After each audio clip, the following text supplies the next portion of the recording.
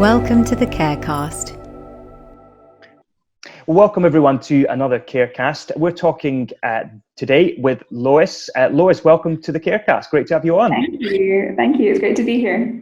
Now, you work for an organisation called ADF International. Just for our listeners, our viewers who might not know who ADF International are, tell us a little bit about ADF.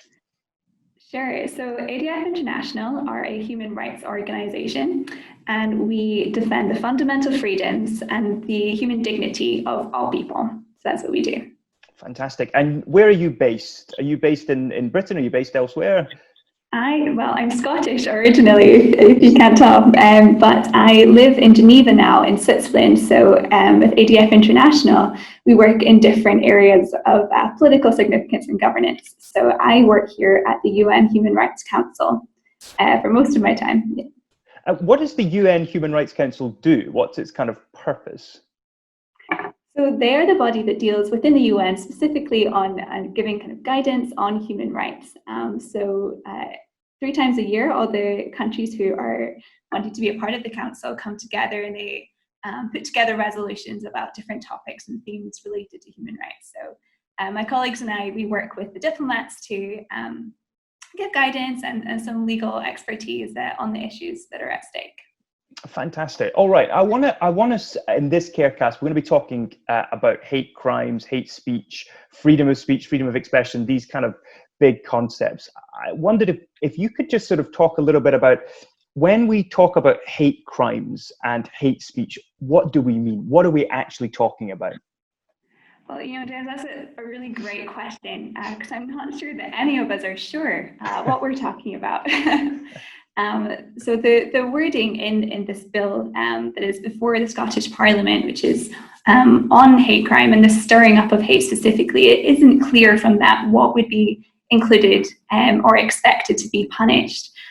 So we can obviously identify what would be threatening language or threatening behavior as something that would be wrong, but there's a gray area in society of things that some people would consider to be hate and some people would consider to just be an exchange of views.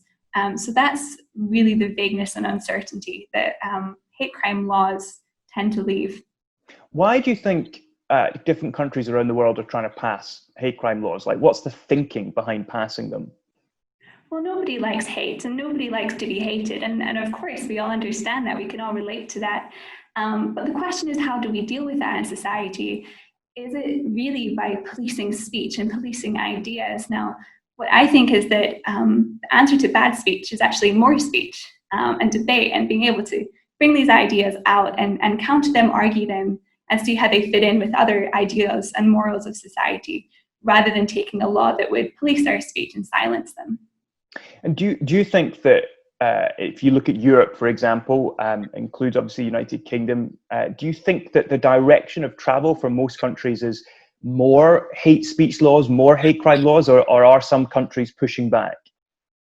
Well, it does seem to be the direction right now in Europe that we'd be following some other parts of the world in giving more restriction on speech and opinion and belief in these kinds of things. You can see in Malta, there's a very similar bill being discussed right now.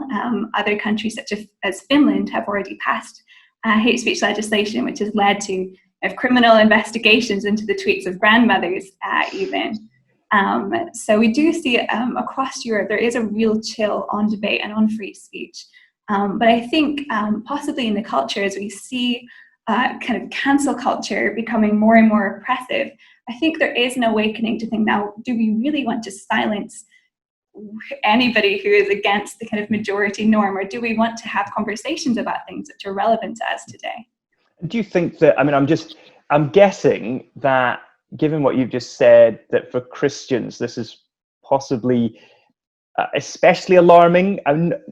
I guess some people would say, well, that's just classic Christians, always finding a new grievance to have. But it's not hard, right, to see how these kind of laws could be used to silence Christians who hold views and positions on things that are definitely outside the norm. Would you say that's right?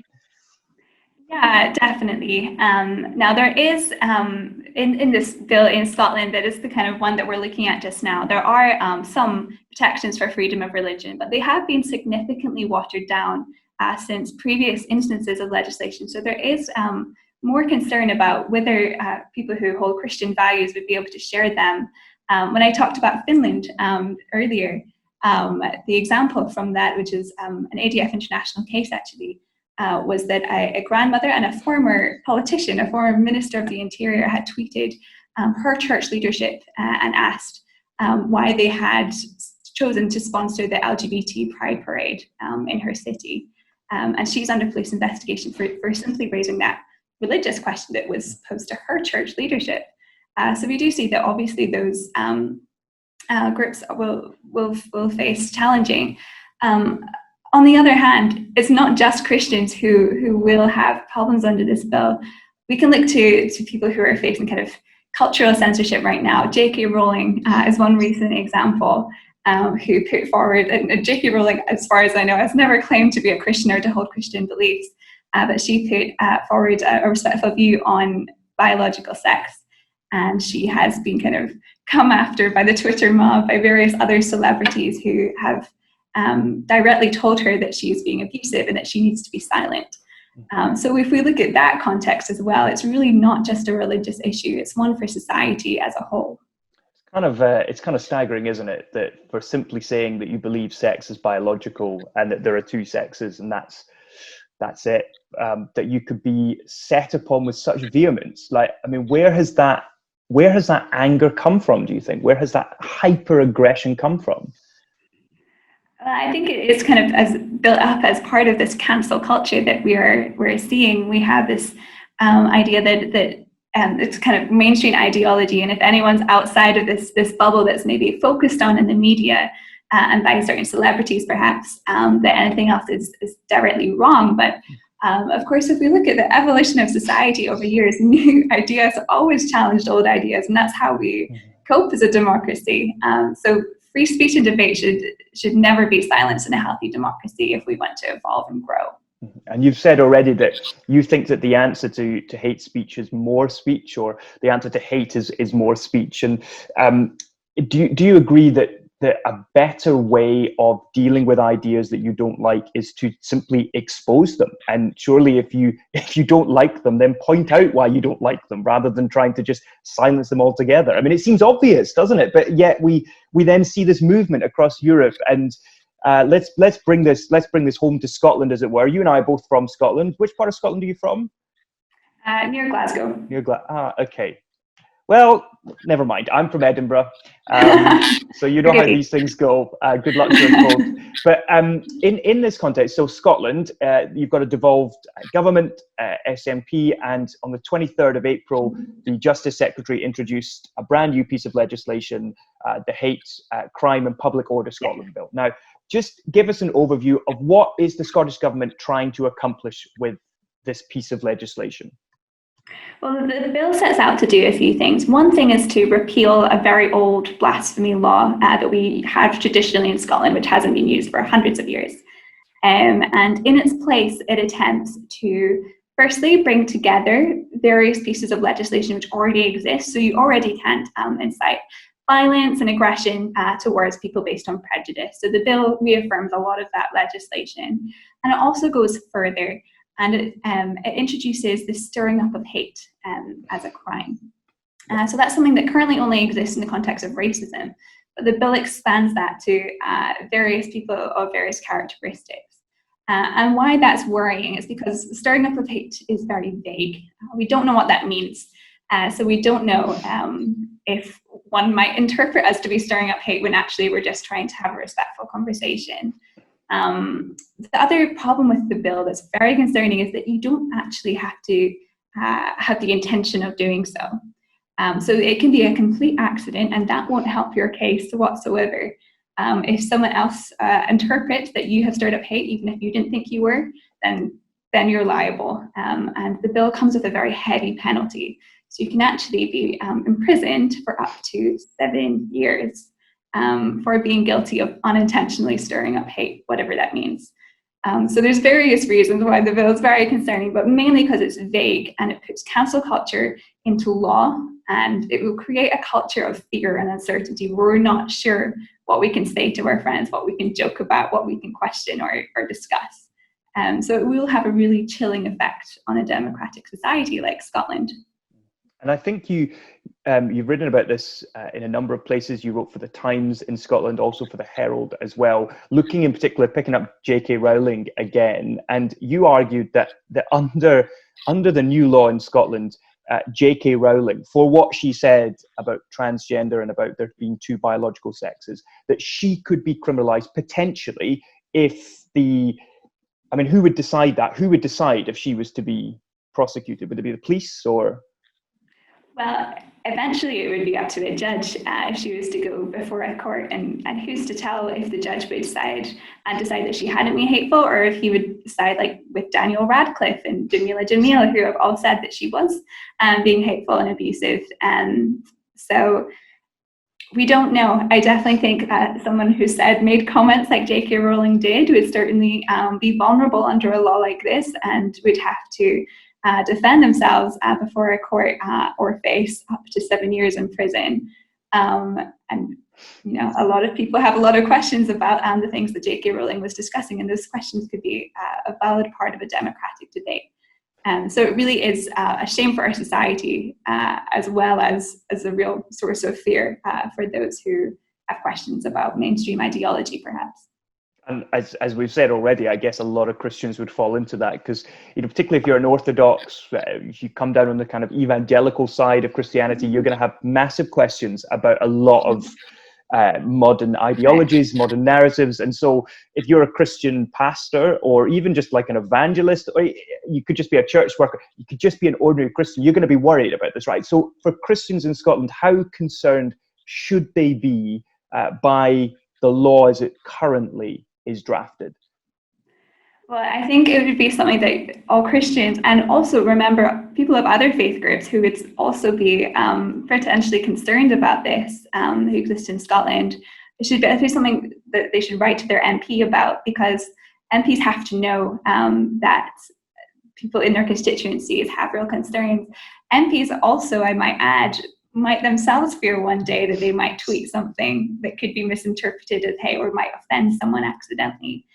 So it's something that, yes, Christians, other faith groups, anyone who might hold a Twitter account and might say something controversial one day should be concerned and should be writing to their MP, and should be active on making sure that this bill is heavily edited or not passed through Parliament. That was going to be my next question. So here we have the Hate Crime Public Order Scotland Bill. It's been introduced, moves to stage 1, and the Justice Committee has issued this call for evidence, closes on the 24th of July. Is that open for anyone to respond? So could, for example, someone listening to this who lives in Scotland, is concerned by this, can they express their concerns to the Justice Committee? Is that possible? Absolutely, and why not take advantage of free speech while we still have it? It's almost, I would say, a civic duty to bring forward this evidence, bring forward these concerns, and submit to MPs, so that our Parliament knows how to represent our people best, and that things like this bill don't just slide through under the radar. So I would definitely encourage everybody to look further into it. There's resources I can point to on hate speech in different countries, censored by Paul Coleman. It's a particularly great book that goes through a lot of the problems with these legislations that we're seeing across Europe.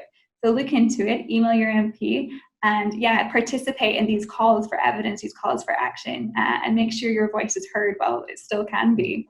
I'm going to give people one other thing that you can do as well. So I think if you're listening, watching to this, it's very interesting. One of the first things that flagged this to me was, shows you how on the ball I am, was after it had been introduced, I can't remember what his position is, but an MSP called Murdo Fraser, who is a member of the Scottish Conservative group in the Scottish Parliament, wrote for the Scotsman and said, this bill needs to be really carefully scrutinised by members of the Scottish Parliament, because if it's just passed through like really quickly, it's going to be disastrous. And it was then that I spotted this thing about stirring up hatred, which you've articulated for us. Like, what is that? How do you define that? Can anyone define that? Surely that is mission impossible. So as this piece of legislation carries on its journey through the Scottish Parliament, what do you think are what's the likelihood of it being changed so that the worst parts of it are mitigated? Do you think that's realistic? I mean, that's the role of our parliament, is to scrutinise legislation. So we have to put all of our efforts into supporting them, to scrutinising it to the nth degree. So the call to action and the call to evidence are things that do exist for that reason, and to include social participation in that process. And I think the more noise that is made about it, the more people who speak up and raise concerns, then the more likelihood it is to be scrutinised and for these problems to come to the surface, to come to light, and to find a way forward that doesn't threaten free speech in Scotland. So I think, don't be discouraged, and please go and take action while we can, and write to MPs and do all these things. Fantastic, that's great. I wonder if, as we come to bring this discussion to a close, so here's a Christian concerned about what's going on in Scotland, takes action, and wants to keep up to date with the progress of this piece of legislation. Just what are some of the ways that someone listening to this, someone watching this, could keep up to date with what happens next? Because a bill in Parliament takes a long time before it becomes law, lots of stages and so on. What's the best way they can keep up to date? Well, there's groups you can follow who are actively engaged in this process. So I believe CARE would be one of those, and ADF International, who I'm working with, will be making sure that everybody stays up to date on the progress of that bill. Communicating with different, your local media to see if they're following the progress. Communicating with your MP to find out from them what's happening. There's many sources you can and should use that will also generate a lot of that will show people that you're interested in, that people in your constituency are interested. So I definitely encourage that. And like I said, going into the resources, looking into censored, looking into different countries across Europe who are having similar experiences and seeing how it ends up there is another critical way that you can stay on top of what might happen with this. Fantastic. And just very quickly, lastly, Censored is by Paul Coleman, you mentioned. He's the executive director of ADF International. Can people get Censored from the ADF International website? Is it on Amazon? It's on Amazon, it's on the ADF International website, so it's easily accessible there, adfinternational.org, and you can find the book there. So, and you can also find a lot of cases that we've been involved in across Europe, so you can keep track of those as well. That is fantastic. Lois, thank you so much for your time today, and thank you too for speaking out.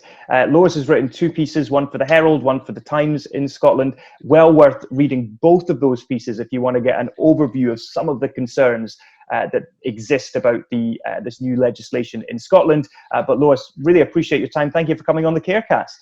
Thank you so much. It was great to be here. You've been listening to the CAREcast. Remember to subscribe to get the latest episodes and find out more about the work of CARE on care.org.uk. CARE, for what you believe.